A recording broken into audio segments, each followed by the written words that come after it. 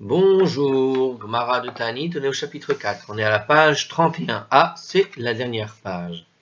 Alors, dans le cours précédent, enfin dans la vidéo précédente, on était en train de donner des explications aux raisons du 15 Av, pourquoi le 15 Av est un jour de joie, on en a donné plusieurs. Et là, donc, dans cette page-là, on continue avec ces explications, il y en a une quatrième, une cinquième, une sixième, etc. Alors, et la suite. Alors, on y va.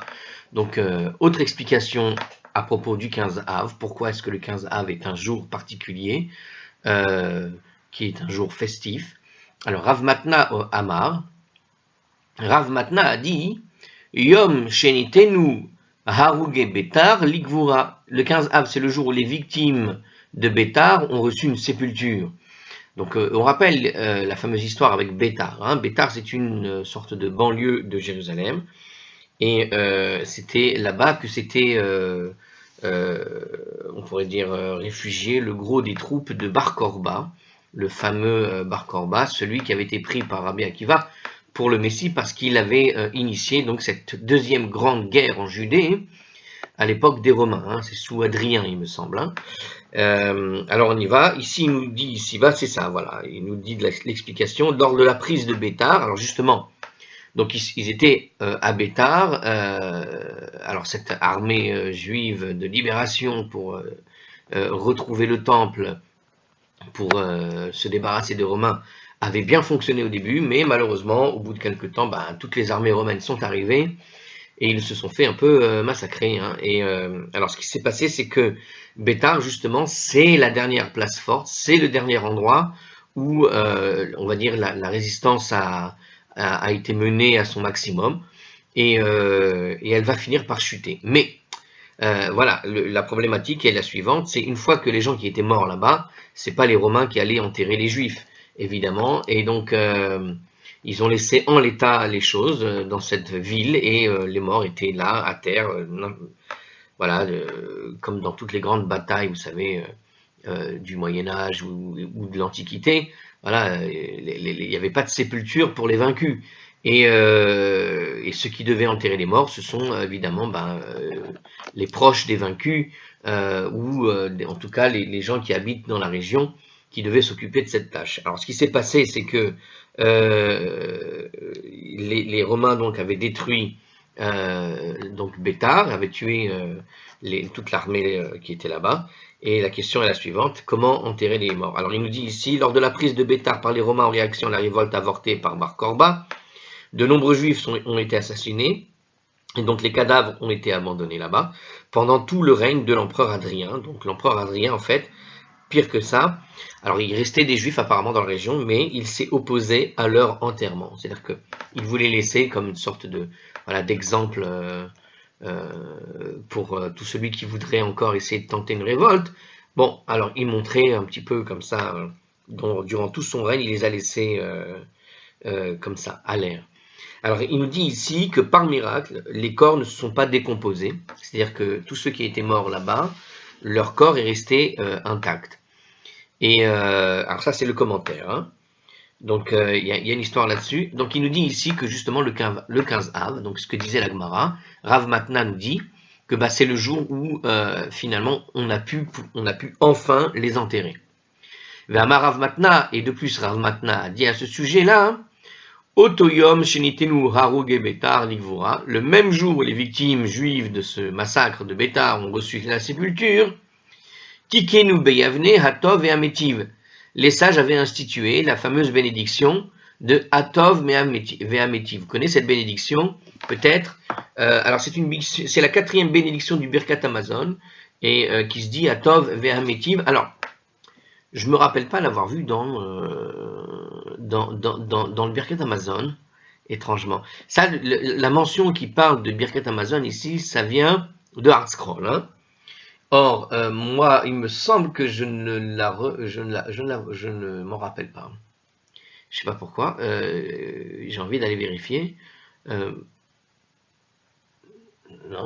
vraiment, j'ai un petit souci là-dessus. Par contre, je sais que cette bénédiction, on la fait en général quand on veut rajouter des bénédictions dans un repas de Séouda, Shabbat ou dans une fête, et on veut rajouter une sorte de bénédiction, et souvent on reprend du vin, par exemple, en changeant la nature du vin en question, et à chaque nouveau vin ou à chaque nouvelle boisson que tu vas goûter, tu peux faire effectivement cette bénédiction. Enfin, j'ai vu des gens faire ça. Est-ce que c'est bien de le faire? C'est pas évident, mais ils le font, là où j'étais. Alors, je vais juste vérifier Birkat Amazon et je reviens. Bon, alors je suis allé voir, voilà. Où est-il, où met-il, où est-il, lanou, gemalanou, gomelenu. Alors, il y a un moment donné, effectivement, la mention de où est-il, où met-il dans la grande bénédiction qui se trouve un peu au milieu de Birkat Amazon, dans l'Ashkenaz ou le Sfarad d'ailleurs, mais il n'y a pas la terminaison Atov Ve'ametiv telle qu'elle est écrite ici dans le Birkat Amazon. Donc, c'est une autre bénédiction. Alors, je ne sais pas, il doit exister un rite particulier qui le dit de cette façon-là dans certains endroits. Et ils disent c'est la 4e bénédiction du Birkat Amazon, donc oui, mais elle n'est pas écrite de cette manière-là, hein, parce que c'est où est-il, où met-il, où y est-il, là-nous que c'est écrit, et c'est pas terminé de cette façon-là.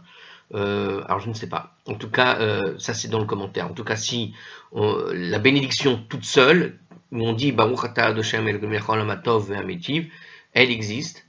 Elle existe, mais de manière traditionnelle pour, donc, comme je l'ai dit, hein, rajouter quelques bénédictions quand on veut, je sais pas, profiter ou montrer qu'on a aimé ce qu'on aime, les choses que Dieu nous a proposées à manger. C'est une sorte de bénédiction qu'on peut faire en plus de ce qui a déjà été fait. Alors on continue. Qu'est-ce qu'il y a écrit ici? Alors justement, je répète, hein. Donc c'est ce jour-là, donc le jour où ils ont enterré les gens de Bétar, où les sages de Yavne, donc, hein, ont institué donc cette bénédiction qui est bon et qui prodigue le bien.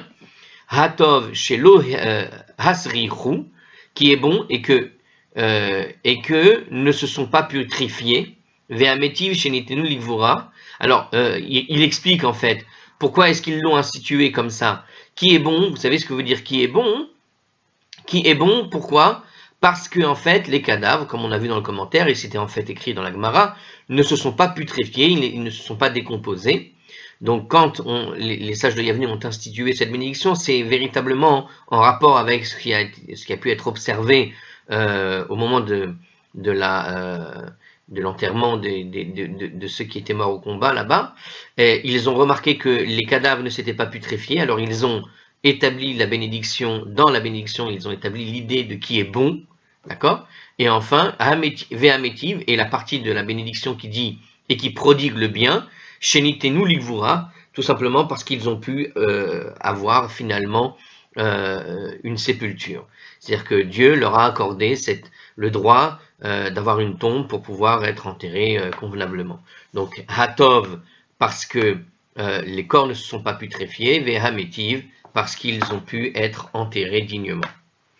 Donc il y a cette idée-là, voilà. Et c'est comme ça que la bénédiction a été faite. C'est intéressant à avoir en tête maintenant, puisque les mots, en tout cas, même si je ne vois pas très bien où, à un moment donné, on termine la bénédiction comme ça, de toute façon, les mots se trouvent dans la bénédiction, dans la partie la plus grande de la bénédiction. Ils y sont avec tous les autres. Donc on peut avoir effectivement, hein, où est-il, où met-il, où y est-il, là, nous. Donc on peut avoir maintenant la kavana de ce que peut vouloir dire effectivement la nourriture. C'est une nourriture qui garde le corps en santé, dans une certaine santé, j'ai envie de dire même après la mort, imaginez quand même, et qui prodigue le bien, à savoir l'honneur en quelque sorte pour les morts. Alors, pour plus tard, quoi. Alors la Gemara continue d'expliquer donc voilà, un autre jour, une autre explication sur la raison du 15 Av. Alors ce qu'on vient de décrire, ça s'est déroulé le 15 Av. Eh bien, 6e et dernière explication de ce caractère joyeux, comme nous dit Artscroll, du 15 Av. Alors, Rabba et Rav Yosef des Amré Tar Vayehu. Rabba et Rav Yosef ont dit tous les deux. Alors pourquoi donc le 15 Av? Yom shepaseku milichrot etzim le ma'aracha. C'est le jour où on arrêtait d'abattre les arbres pour le bûcher de l'autel. Donc le 15 Av, on s'arrêtait de couper du bois, si je puis dire. Alors il nous dit ici, puisqu'ils achevaient ce jour-là une grande mitzvah, il lui accordait le caractère d'un jour de fête, nous dit ici le Rashbam dans Baba Batra 121b. Donc en fait, c'est pas l'idée d'arrêter pour arrêter, c'est juste qu'on a fini la tâche de couper, on va dire, la quantité de bois qui était prévue pour les bûchers de l'autel des sacrifices dans le temple. Donc comme on avait fini, on va dire, la saison de bûcheron, si je puis dire, eh bien, voilà, comme c'était la mitzvah en question qui consistait à venir importer ce bois, eh bien, puisque c'est le jour où on arrêtait, ça veut dire qu'on avait fini la grande mitzvah de préparer le bois spécifique de l'autel des sacrifices. Et du coup, c'était donc un jour de joie puisqu'on a fini cette grande mitzvah qui est, bon, difficile en soi, hein, une saison de coupage du bois, c'est pas évident, n'est-ce pas? Donc voilà. Alors, on continue.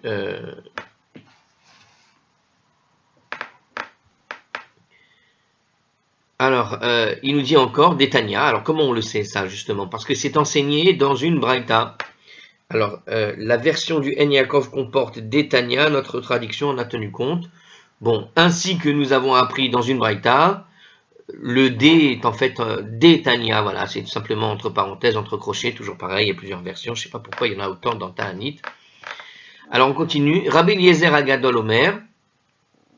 Alors, cette braïta, qu'est-ce qu'elle dit de toute façon, voilà.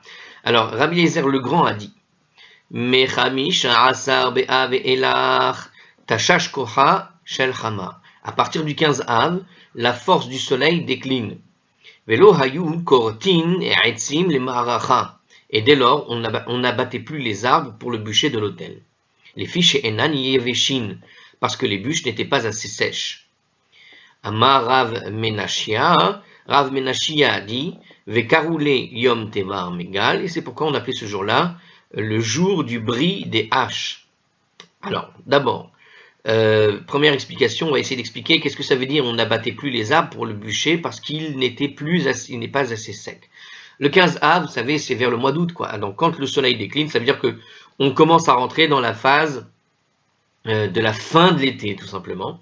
D'accord? On se rapproche tranquillement, gentiment, vers la saison des pluies. Pas encore, mais gentiment. Hein? On imagine bien, on est en Israël. Je vous avoue que pour qu'il y ait de la pluie, il faut attendre bien après Sukkot, hein, ou juste après Sukkot. Mais bon, Sukkot, quand on est le 15 Av, c'est dans 2 mois. Hein? C'est-à-dire c'est 2 mois après. Donc ici, il te dit ici que c'est-à-dire que le soleil commence à décliner dans sa force, ça veut dire le soleil commence à devenir les journées sont plus courtes. Et donc, puisque les journées sont plus courtes, il y avait peut-être on va dire plus de, comment on appelle ça, de rosée. Et donc, le bois était peut-être plus humide que le plein été. Hein, quand on est en plein été, évidemment, avec les chaleurs qu'il peut faire, le bois est très très sec. Et donc, un bois sec, c'est ce qui brûle bien. Un bois légèrement humide, ça commence à être problématique. Donc, il nous dit ici que le bois humide d'un arbre fraîchement abattu favorise la présence de vers. Ah, alors il y a une autre raison ici, c'est-à-dire que quand le bois est humide, il y a dedans des choses qui sont quelque part impures pour un bûcher. Or, le bois véreux devient impropre à la combustion sur l'autel. C'est ce que nous apprend apparemment le traité des Midot au chapitre, 2, 5. Alors, je ne sais pas de quoi ça parle Midot ici. Bon, en tout cas, c'est une référence dans laquelle on apprend dans ce commentaire qu'un bois qui aurait des vers, pardon, ce sont des bois qui ne sont pas utilisables pour les combustions. Donc, on coupe en général un bois qui doit être particulièrement sec, c'est-à-dire qui ne permet pas aux vers de s'y développer. Voilà, tout simplement. Et donc, le meilleur moment pour la coupe du bois, c'est vraiment le plein été, vous voyez ce que je veux dire, 40 degrés, des journées très longues, donc très ensoleillées, donc le bois est particulièrement sec, chaud et difficile pour des insectes de s'y développer. Donc on faisait véritablement exprès de le couper dans une saison complètement sèche.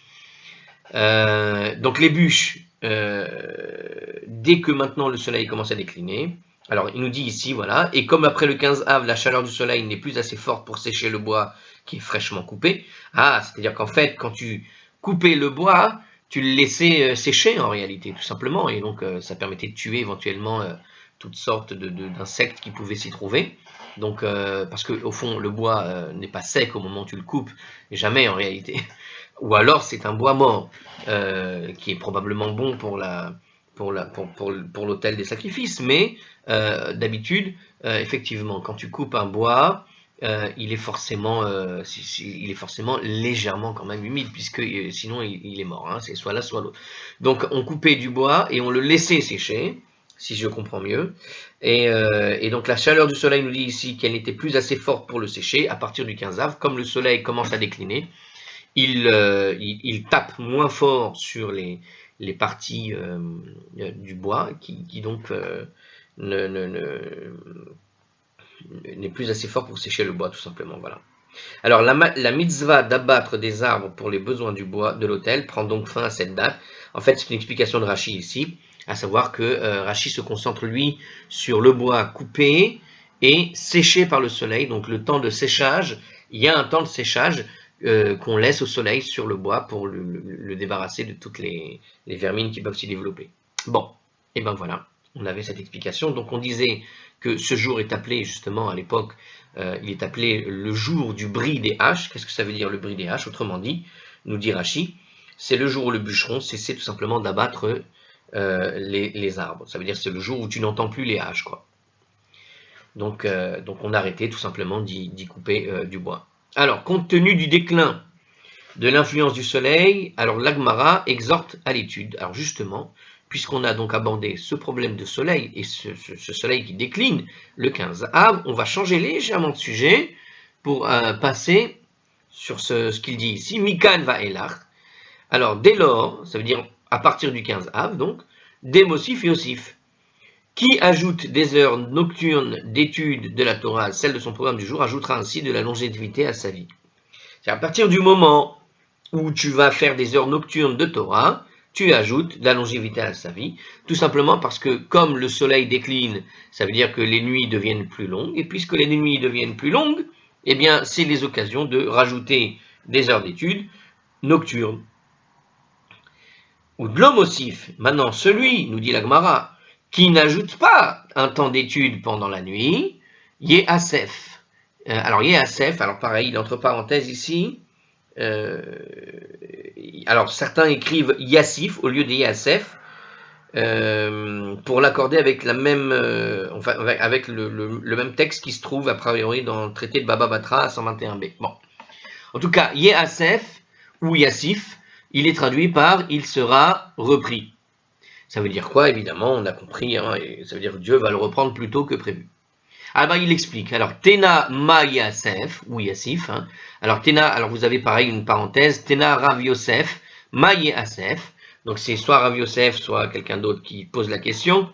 C'est amusant que ce soit Rav Yosef qui parle du mot Yasef, Yassif. En tout cas, voilà. Bon, en tout cas, c'est lui qui répond à la fin. Ma Yasef, que veut dire sera repris? Amar Rav Yosef. Alors Rav Yosef a dit. Tigbereime, sa mère l'enterrera, ça veut dire. Oula, eh ben dis donc. Donc sera repris, c'est une personne qui n'étudie pas assez et qui va mourir prématurément puisque ça ne va pas suivre l'ordre normal de la nature, à savoir que chacun son tour. Hein. Mais là, il va passer son tour. Enfin, il va perdre son tour en quelque sorte. Alors, en d'autres termes, il va mourir prématurément, nous dit Rashi. Donc, on se rapportera au Ben Yehoyada qui explique la signification de l'expression qui est choisie par Rav Yosef. Donc il y a une autre explication, mais ils ne l'ont pas donnée ici, c'est dommage. On continue. Puisque après le 15 av, nous dit une autre explication, alors c'est qui ça? Alors c'est le Rashbam. Alors puisqu'après le 15 av, les journées commencent à raccourcir, nous explique le 15 av, nous explique le Rashbam, donc à la page 121b de Baba Batra, c'est là, apparemment il y a un texte qui est vraiment le même là-bas. Il faut accroître son étude du soir si l'on désire maintenir le même laps de temps qui est alloué à l'étude de la Torah, tout simplement. En fait, on fait un calcul tout simple. Tu as des temps de Torah. Il faut savoir qu'à l'époque, hein, même à l'époque du Rashbam, mais à l'époque il y a 500 ans, 1000 ans, etc., avant que naisse l'électricité, vous savez, bon, évidemment, quand la nuit est arrivée, c'était un début de budget éclairage, si je puis dire, mais pas seulement. C'est-à-dire qu'il y a une envie de travailler, une envie d'étudier, qui n'est pas la même quand tu es en plein jour et quand tu es en pleine nuit, tout simplement. Et voilà, quand les nuits sont très très longues, eh ben, on a tendance à être plus attiré par le lit que par l'étude, parce qu'il n'y avait pas de lumière, parce qu'il n'y avait pas d'éclairage et qu'il fallait vraiment se forcer pour étudier. Donc c'est un petit peu ce qu'il veut dire ici, le Rashbam. Il te dit tout simplement, puisque les journées sont raccourcies, donc tu as tendance, dès que la nuit arrive, à aller te coucher plus tôt, tout simplement, en tout cas à raccourcir tes temps d'études puisqu'il y a moins de lumière. Bon, alors l'effort, c'est de justement de garder l'étude du soir, non pas que tu vas rajouter au fond des heures d'études, mais de garder tes heures d'études dans un temps fixe que tu t'es fixé. À l'époque, il n'y avait pas forcément de montre non plus, mais on pourrait dire aujourd'hui, voilà, une heure c'est une heure.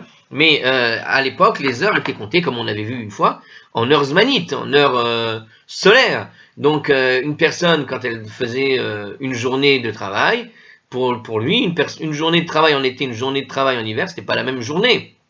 Vous voyez ce que je veux dire? Mais il travaillait la journée. Alors, c'est un petit peu pour rétablir une sorte d'équilibre dans les horaires ici. Il vous te dit, en gros, non, il faut garder le même temps de travail. C'est ce que nous explique un peu le Rashbam. Tu dois maintenir le temps que tu t'es alloué à la Torah, mais pas en fonction d'une heure zmanite ici, en fonction d'horaires fixes. C'est-à-dire une heure égale 1 heure, 59 minutes plus 60 secondes. C'est, si je puis dire. Et non pas des heures zmanites où en été, ça correspond à 1h20, et puis en hiver, ça correspond à 45 minutes, par exemple. Vous voyez? Et donc, voilà, l'idée, c'est donc de maintenir un rythme qui soit parfaitement identique dans ton étude de la Torah. Et à ce propos, nous dit la Torah, apparemment c'est toujours le Rashbam qui semble l'expliquer, à propos de la Torah. Or, à propos de la Torah, qu'est-ce qu'il est écrit justement? Car ceci est ta vie, nous dit dans le Deutéronome chapitre 30 verset 20, à propos de la Torah, justement, qu'est-ce que la Torah? La Torah, c'est ta vie. Ceci est ta vie. Et par ailleurs, il est écrit dans les livres des Proverbes, chapitre 3 verset 2, il est écrit là-bas, de la longévité, des années de vie et de la paix, ils t'ajouteront. Donc, l'étude de la Torah, c'est quelque chose qui permet de rajouter de la vie. D'où il découle que la diminution de Torah, écourte la vie de l'homme, tout simplement. Voilà. C'est une belle explication. Je fais la micro-pause et je reviens. Voilà. C'était juste pour enregistrer. Alors, voilà, on a fini ce passage. Maintenant, on va finir avec les derniers passages de notre grande Mishnah. Comme on a vu le chapitre 4, on a dit une grande Mishnah, et puis on explique les petits morceaux de cette Mishnah au fur et à mesure. Alors, Shebahen, Benot, Yerushalayim, etc. Alors justement, on rappelle ici. Alors qu'est-ce que disait la Mishnah? Voilà, il nous dit ici, durant ces jours, les filles de Jérusalem, et la Mishnah poursuit en commentaire pour nous expliquer qu'est-ce qui était, pour nous rappeler. Elles sortaient vêtues d'habits blancs empruntés, afin de ne pas embarrasser celles qui n'en avaient pas. Vous vous rappelez, on avait expliqué un petit peu comme des tenues d'école un peu prestigieuses, où chacun met la même tenue pour éviter que on puisse dire celle-là est riche, celle-là est pauvre, que chacun ait la même chance, que toutes puissent avoir la même chance. Alors, la Gemara détaille les modalités des prêts. Alors maintenant, on va voir justement comment ça se passait concrètement, puisqu'on prêtait ces tenues, comment ça se passait. Tanoura Banal. Les sages ont enseigné dans une braïta, Bat Meler, Shoelet, mi Bat Kohen Gadol. La fille du roi empruntait le vêtement blanc à la fille d'un Kohen Gadol, par exemple. Ça veut dire, alors dans le Kohen Gadol, elle est légèrement inférieure dans la hiérarchie, et la fille du roi, c'est celle qui a priori est en haut de la hiérarchie. Alors il nous dit ici, la fille du roi empruntait le vêtement blanc à la fille du Kohen Gadol. Il précise dans le commentaire ici, et au nom de Rashi, même les jeunes filles qui étaient riches n'avaient pas le droit de porter leurs propres vêtements, de crainte justement de gêner les jeunes filles issues des familles pauvres qui étaient contraintes d'emprunter une tenue. Donc en fait, elles ne devaient pas mettre leur propre tenue, donc elles avaient une tenue voilà, qui réduisait un peu, on va dire, la signature qu'elle était bien la fille du roi, quoi. Alors le Kohen Gadol, pourquoi est-ce qu'il dit qu'elle est inférieure dans sa hiérarchie? Dans la hiérarchie, le Kohen Gadol vient juste après le roi, nous dit Rashi. Donc c'est pour ça qu'il nous précise dans ce commentaire qu'elle était légèrement inférieure dans cette hiérarchie. Donc on a le roi, puis juste en dessous le Kohen Gadol. Alors la fille du roi et la fille du Kohen Gadol, donc elle empruntait à la fille du Kohen Gadol. puisqu'elle était de légèrement inférieure dans cette hiérarchie. Bon, elle descend pas très très bas non plus, hein, la fille du roi apparemment, puisqu'elle emprunte à la numéro 2. Alors, Bat Kohen Gadol mi Bat Segan, la fille du Kohen Gadol empruntait en fait à la fille de l'adjoint du Kohen Gadol. Donc pareil, on descend légèrement de hiérarchie. Alors il nous dit ici, l'adjoint au Kohen Gadol était un Kohen qui était haut placé et qui était désigné pour remplacer le Kohen Gadol officiant à Yom Kippour en cas d'inaptitude. Nous dit Rashi, c'est un petit peu le vice-ministre, mais dans le champ lexical des Kohanim. Donc le Kohen Gadol avait une sorte de sous-Kohen Gadol qui viendrait le remplacer immédiatement s'il devait y avoir un problème, le temps d'en trouver un autre. Ok. Alors donc c'est l'adjoint. On l'appelait l'adjoint, le Segan. Ok. Ce qui me fait comprendre quelques termes du langage hébraïque pour l'armée, hein, Sgan Alouf, ces trucs comme ça, je l'ai entendu plusieurs fois. Bon, alors, donc la fille du Kohen Gadol empruntait à la fille de l'adjoint, ou bat Segan mi bat Mashuach, Milchama, Masouach, non, Mashuach, Milchama. Alors, de quoi il parle? Et la fille de l'adjoint empruntait, donc l'adjoint du Kohen Gadol, elle empruntait à la fille du Kohen, ouin, pour la guerre. Alors, Mashuach, c'est bien la même notion que Mashiach, c'est-à-dire l'idée de oindre. Alors, il y avait un Kohen qui était ouin pour la guerre. Quel était son rôle? On va voir tout de suite. Elle nous dit ici, avant de partir en guerre, les légions juives étaient sermonnées par un Kohen investi spécialement à cette tâche. Ça veut dire qu'il y avait un Kohen qui partait systématiquement, on va dire, haranguer les troupes en quelque sorte, hein, leur remonter le moral ou ce genre de choses, ou leur expliquer ce qu'ils devaient faire. Et avant de partir dans cette mission, il avait cette mission donc de quelque sorte d'animer les troupes, hein, en quelque sorte, avant qu'ils ne partent en guerre, de leur donner le cœur à l'ouvrage, hein, ce genre de choses. Il était oint avec une huile d'onction, l'huile d'onction du temple. Donc il avait une mission très précise, et cette mission faisait qu'il était choisi et oint pour accomplir cette mission. Donc il les fortifiait et tenait des propos d'encouragement aux soldats juifs, et voilà quelques exemples de choses qu'il pouvait dire, qui sont choisis en fait du Deutéronome, et c'est Rashi qui semble les rapporter, hein, on le trouve dans le Deutéronome chapitre 20 versets 3 et 4, et qui dit ce genre de choses, regardez, que votre cœur ne vacille point, n'ayez crainte, etc., car Hachem votre Dieu est celui qui va avec vous pour combattre vos ennemis à votre place et pour vous sauver. Donc on voit dans le texte de la Torah des paroles qui viennent encourager les combattants, et il avait cette mission, et il était oint pour ça. C'est Rashi qui rapporte ça de la Torah et qui explique le rôle. Alors on continue. Ubat Mashuach, et donc celui qui était oint, Meshuach Milchama, hein, celui qui était oint pour la guerre, Mibat Kohen et Hediot. Eh bien, la fille donc de celui-là, qui était oint pour la guerre, allait emprunter le vêtement à la fille d'un Kohen ordinaire, Bechol Israël Shoalin Zemizé, et tous les autres juifs s'empruntaient les uns aux autres un vêtement, Kedesh Eloïd Bayesh, et Mish et Enlo, afin de ne pas, faire honte à une personne qui ne possédait pas la possibilité d'avoir un vêtement beau et propre, minimum. Voilà, donc ça se passait comme ça. Bon, voilà, en tout cas, chacun empruntait vers les autres.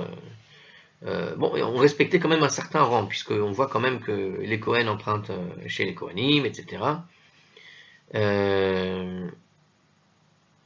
Bon, alors la Mishnah disait Kol akelim te'unin tevila, tous les vêtements qui sont portés à cette occasion nécessitaient une immersion.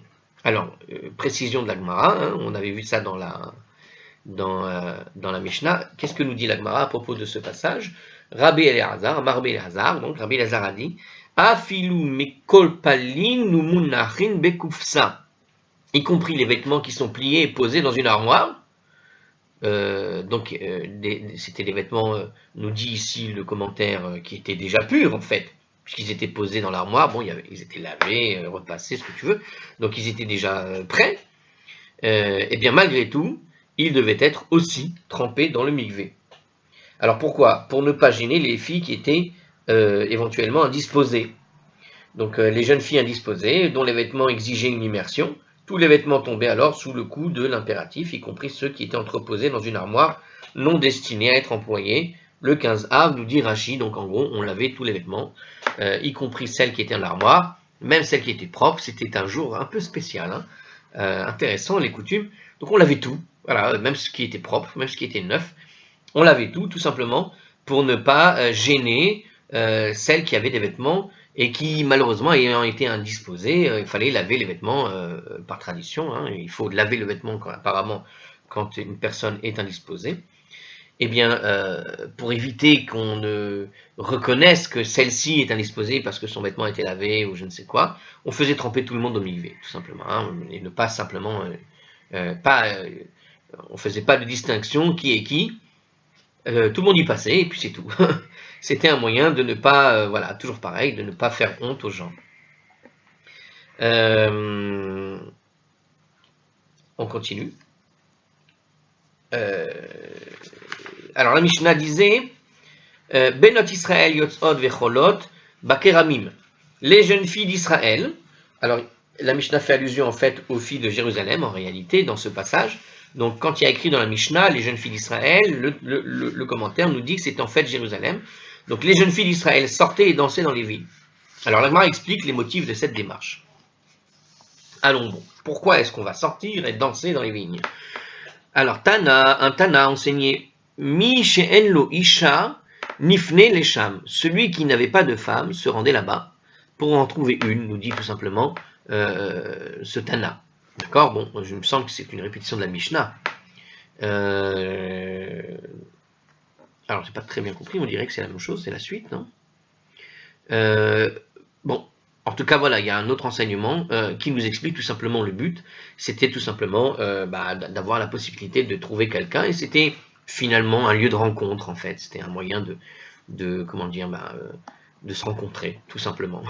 C'est intéressant comme idée, parce que c'est étrange cette description du 15 av, parce que ici, on voit quand même que les gens se mélangeaient, quoi. Enfin, je sais pas comment expliquer. Il n'y a pas un petit passage qui nous explique comment ça se passait exactement, parce qu'ils nous disent qu'ils sortaient, allaient danser dans les vignes, mais comment tu faisais ensuite pour qu'un garçon vienne justement rencontrer, hein, puisqu'ils nous disent celui qui n'avait pas de femme se rendait là-bas pour en trouver une. Et c'était plutôt une joie. Aujourd'hui, j'ai l'impression des fois que si jamais tu faisais quelque chose comme ça, où des filles vont aller danser à droite quelque part à droite à gauche, et tu dis au garçon, va là-bas pour aller voir les filles danser, comment on mérite ça, on ne sait pas, il n'y a aucun moyen d'aller voir qui traîne là-bas ou pas.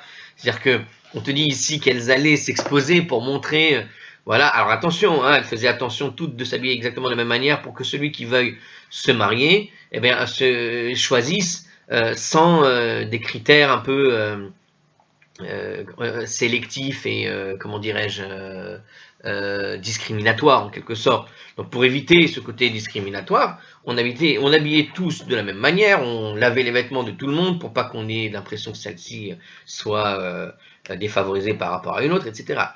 Et voilà qui t'explique dans la Mishnah ici qu'il va aller là-bas, celui qui veut se marier, qui n'a pas de femme, il va se marier. Pour se marier, il va aller trouver une femme là-bas. Je vous dis aujourd'hui, si tu fais quelque chose comme ça, mérite ça. Et je veux dire, des fois, on fait je me rappelle, des mouvements orthodoxes avaient organisé une fois des rencontres comme ça, et ils avaient fait un cours, même dans un chiour, ils avaient organisé un chiour pour pouvoir, à la fin du chiour, pouvoir éventuellement se parler et rencontrer. Et je me rappelle qu'ils avaient organisé ce chiour de telle manière à ce que, en fait, il y ait le chiour des hommes d'un côté, et le chiour des femmes. Et plus que ça, il y avait un chiour que pour les hommes, puis un chiour que pour les femmes, et les filles se trouvaient, imaginez, c'était un grand hôtel comme ça, il y avait, pour les hommes, le cours se trouvait, en fait, dans un hôtel particulier, et les femmes, elles étaient dans un autre hôtel, ce qui fait qu'en fait, il n'y avait aucune possibilité de se rencontrer, en vérité, mais ils avaient affiché, en gros, que c'était un cours sur la rencontre et la possibilité de se rencontrer. Et en fait, tu te rends compte qu'en fait, donc pendant le cours, c'était complètement séparés. Dès que le cours est terminé, les dames qui étaient logées dans un kibbutz et les hommes dans un autre hôtel, les deux à 20 minutes d'intervalle en quart, se retrouvaient séparés immédiatement après. Et ensuite, chacun envoyait dans son hôtel à 20 minutes de quart d'intervalle. Et c'est ça qui est intéressant, c'est que tu vois ici que dans le but de la rencontre, là, la Mishnah te décrit quand même quelque chose d'assez extraordinaire. Elle te décrit l'idée d'une rencontre. Alors attention, dans cette description, c'est important de voir ce que l'esprit de la Mishnah ici, de la Torah, c'est-à-dire d'éviter une discrimination. On avait vu d'ailleurs dans la Mishnah originale, quand on avait, si vous vous rappelez, on avait vu qu'il y avait c'est qu'une des raisons, c'était pour éviter qu'on ne choisisse que sur le critère de beauté, que sur le critère de la richesse, que sur le critère de ceci et cela. C'est-à-dire que on habillait de la même manière, on traitait de la même manière les demoiselles, qui devaient vraiment s'habiller en uniforme pour éviter qu'il y ait cette espèce de discrimination, pour ne pas, on va dire, supprimer les chances à une fille qui n'aurait pas assez de prestige, qui n'aurait pas un nom prestigieux, qui n'aurait pas une beauté particulière qui lui manquerait, etc. Donc on essayait de mettre un peu tout le monde au même niveau pour que le choix se fasse de façon le plus objective de celui qui venait choisir.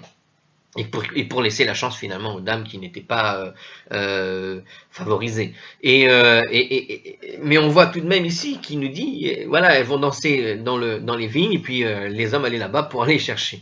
Alors il n'est pas en train de dire ici que c'était une obligation, mais peut-être c'est ce que veut faire quelque part la Mishnah, c'est-à-dire que celui qui voulait, il allait là-bas. Il se débrouillait pour y aller peut-être, c'est ça l'idée.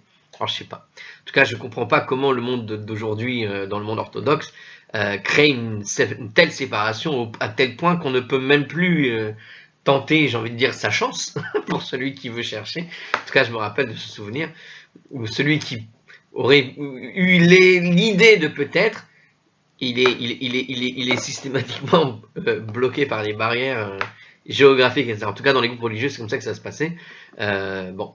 Alors c'est intéressant de voir en tout cas que la Mishnah semble un petit peu moins fermée, mais je rappelle que ce que nous dit la Mishnah là, c'était une fois dans l'année. C'était pas non plus comme certains font, qui vont dans des boîtes, etc., toutes les semaines, et je ne sais quoi d'autre. Alors la Mishnah disait quoi? Elle disait, cet extrait diffère de la version qui est différente. Alors on nous dit ici la Mishnah, ah oui d'accord, c'est pour ça qu'il y a un commentaire, c'est-à-dire que si vous regardez la Mishnah originale, vous allez voir que l'extrait qu'on va donner ici, si vous faites une petite comparaison, vous verrez qu'il y a en fait une différence, et c'est ce que veut nous prévenir tout simplement le commentaire ici. Alors, on y va. Etc. Celles qui parmi elles étaient de haute lignée disaient jeune homme, etc. Donc c'était cette partie de la Mishnah justement, on voyait qu'il y avait des différences. Alors qu'est-ce qu'il y a écrit?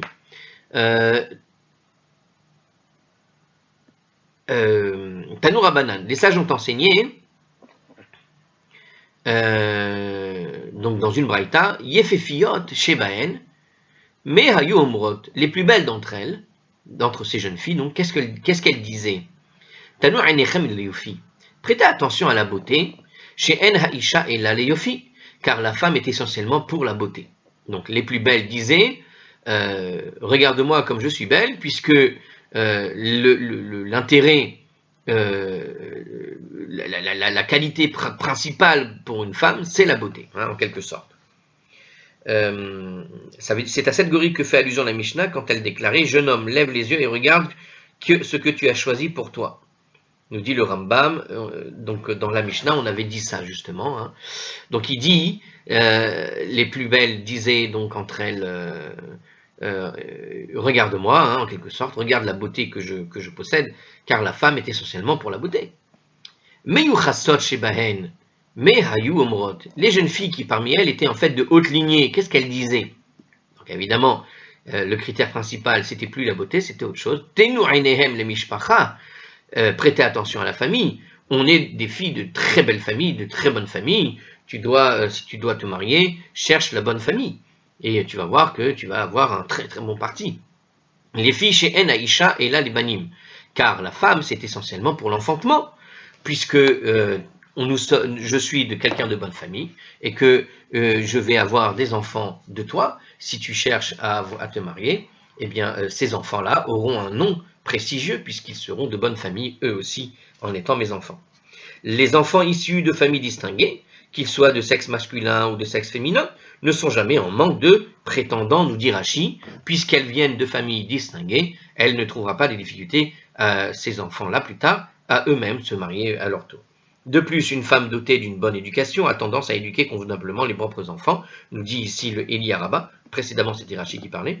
Donc, oui, bon, alors c'est une autre manière de voir. Effectivement, quand tu as reçu, quand tu viens d'une famille qui a une certaine éducation, un certain passé, on va dire philosophique et éducatif, eh bien, d'une certaine manière, les enfants, eux aussi, ont pris quelques, comment dire, quelques outils finalement pédagogiques qui viennent de leur éducation et ils possèdent eux aussi ces outils. Ils les ont appris, ils les ont voilà, à la maison, hein, puisqu'ils viennent de cette famille. Et donc, elles peuvent à leur tour transmettre une telle éducation à leurs enfants. Donc, c'est une autre manière de voir aussi. Voilà, vous avez les deux. Donc, soit le prestige de la famille, soit l'idée que venant d'une famille de prestige, normalement, l'éducation a été réussie. Et cette éducation réussie, en plus de l'éducation, ils ont les outils pédagogiques pour elles-mêmes, à leur tour, éduquer convenablement les futurs enfants. Donc, l'un met l'accent sur la beauté, les autres mettaient l'accent sur leur famille, en quelque sorte, et on voit le troisième cas ici. Mechoarot shebahen me hayomerot. Et les jeunes filles les plus laides, qu'est-ce qu'elles disaient? Eh bien, c'est marrant comment c'était présenté, mais on avait déjà expliqué ça, il me semble, hein. On avait expliqué que c'est pas laide, hein, c'est pas de ça qu'il parle, mais alors Kechu mekachechem leshum shamayim, faites votre acquisition pour la cause du ciel, elle disait. Alors que ça veut dire quoi? Ne fais attention ni à la grâce des filles issues des familles distinguées, ni à la beauté des jolies filles, parce qu'aucune de ces qualités n'est louable, comme le déclare la Mishnah à propos de cette troisième catégorie. Qu'est-ce qu'il y avait écrit dans la Mishnah? D'accord, il y avait écrit justement dans notre Mishnah, c'était dans la Mishnah déjà qu'on avait abordé ces trois catégories, et là dans la Mishnah il disait, Shekerachel ve'vayafi, c'est un texte très connu, la grâce est mensonge et la beauté est vanité, une femme qui craint Hachem, Isha Irat Hachem ititalal, c'est celle qui est digne de louange, c'est dans le livre des Proverbes 31-30. Donc de telles filles possédaient en fait la crainte de Dieu, et avisaient le jeune homme de prêter attention uniquement à cette vertu suprême. Ne cherche pas ça, et juste prête attention à celle qui a la crainte du ciel, car au fond c'est la plus grande des qualités. Le reste n'est pas, ça n'est que provisoire et mensonger. Et il nous dit justement, alors en tout cas dans cette braïta, qui diffère légèrement de ce qu'avait dit la Mishnah, donc on a rappelé ce que disait la Mishnah, mais qu'est-ce que disaient donc les filles qui étaient les moins belles, on va dire, et donc de familles moins prestigieuses, Kechu mekachechem les shum shamaim, faites votre acquisition pour la cause du ciel, ou bilvad sheteaterunu bizhuvim, mais à condition de nous parer, après le mariage, de bijoux en or et de beaux vêtements. J'adore. Alors, ça veut dire... c'est vrai que c'est étrange, Alors, faites votre acquisition pour la cause du ciel, ça veut dire, comme c'est écrit justement dans le livre des Proverbes, Isha Irat Hashem ititalal, c'est une femme qui a la crainte du ciel, qui est la seule critère qui doit être intéressant et important. Et il dit à la fin, mais à condition de nous parler de bijoux en or. Alors, Rachi explique, en fait, il s'agit tout simplement d'une remarque accessoire, nous dit Rachi. C'est-à-dire, c'est une remarque vraiment accessoire. C'est-à-dire qu'il voit la chose de manière très basique. Donnez-nous des bijoux, si je puis dire. Après le mariage, donnez-nous des bijoux en or. Mais j'essaie de voir s'il n'y a pas une métaphore, justement, avec l'idée de la crainte du ciel. Parce qu'au fond, il y a cette idée de la crainte du ciel aussi, parce que la crainte du ciel, c'est la Torah en quelque sorte. Hein, c'est-à-dire que donnez-nous des bijoux en or, on dit la Torah, c'est un bijou. Et donc, au fond, parce que tu vas suivre le précepte de la Torah pour te marier, puisque la seule motivation, au fond, pour choisir la demoiselle, c'est la crainte du ciel, alors tu dois parer la femme en vertu de ce que veut la Torah, à savoir de bijoux en or. Et c'est comme une sorte d'allusion au fait que tu as choisi pour la Torah, alors tu dois appliquer la Torah en quelque sorte. Je sais pas, j'essaye d'improviser, parce que ça paraît quand même bizarre cette expression. En tout cas, Rachid dit que c'est vraiment accessoire, c'est juste une réflexion accessoire. Au fond, quand tu viens d'une famille prestigieuse ou quand tu viens ou que tu es la fille qui est la beauté en question et qui est choisie par l'homme, évidemment qu'elles vont aussi recevoir évidemment les bijoux, hein, en quelque sorte. Donc, ce que dit ici la femme qui n'est pas qui est un petit peu moins avantagée, elle dit nous n'avons pour nous que la crainte du ciel, mais ça n'empêche pas, ça ne retire en rien que nous méritons autant effectivement le bijou en or. C'est peut-être pour ça qu'elle place ça sous cette condition-là. Une autre explication. Alors, il nous dit ici, les filles qui sont peu attrayantes cherchaient à transmettre l'idée qui est de beaux bijoux et des vêtements saillants compensent l'absence de beauté naturelle. C'est-à-dire qu'au fond, comme disait le texte des Proverbes, on a dit Sheker Achen Vevel Ayofi, voilà, du maquillage et un nouveau style, un nouveau look, et ça permet tout de suite de rendre attrayant une personne, même si elle est tout à fait normale, on a l'impression qu'elle est plus jolie que ce qu'elle n'est en réalité. Et c'est vrai que le maquillage, ça permet effectivement de rendre plus attrayant une personne à qui manquerait une certaine beauté. Bon, eh bien, c'est un petit peu ce que veut dire ici les demoiselles. Au fond, il y a un petit peu de ça, il y a un peu ce jeu, en quelque sorte, de la beauté. C'est vrai que nous n'avons pas la beauté, mais en réalité, enlève le maquillage, c'est les autres, et tu verras la même chose, quoi. Bon. Alors, je ne sais pas, c'est un sujet assez... c'est intéressant, probablement un peu macho, peut-être, mais bon, c'est comme ça qu'ils en parlent. Alors, alors juste peut-être conclusion, le traité conclut par une allusion à l'union maritale, spirituelle, qui lie les justes d'Israël à Dieu. Donc c'est de ça qu'on va parler. Et tout comme la fiancée entoure son époux, ainsi les justes forment un cercle, pour ainsi dire, autour du Saint béni soit-il. D'accord. Ok. En outre, le Etzba, pointé dans sa direction, rappelle le doigt qui supporte l'anneau nuptial. Parce qu'on va parler en fait ici du Etzba dans le texte, mais on ne va pas l'aborder. Il reste un tout petit passage à faire. Ça prend vraiment 3 minutes, 5 minutes, vraiment 3 lignes, et on va le laisser là. Amar Oula Bira'a Amar Rabbi El Hazar, Oula Bira'a a dit au nom de Rabbi Eliezer, et je vous laisse ça en suspens, et je vous laisse terminer l'Agmara de Ta'anit vous-même, puisque j'aime bien terminer la Gemara avec un petit siyum, donc on va le laisser tel que, sans aborder la fin. Et voilà, en tout cas, on a fini en tout cas pour les shiurim de la Gemara de Ta'anit, et je vous invite à aller consulter la fin dans la Gemara elle-même, si vous avez l'édition Scroll en français, pour ceux qui ont suivi uniquement en français, ceux qui savent l'hébreu, ils n'ont pas vraiment besoin de ces vidéos, mais éventuellement, allez-y et terminez cette Gemara fièrement. À la prochaine. Et comme on dit, Hadran alach bishosha prakim, nous reviendrons vers toi bishosha prakim, même si j'ai pas vraiment fini. Et puis la conclusion, je la lirai dans un siyum.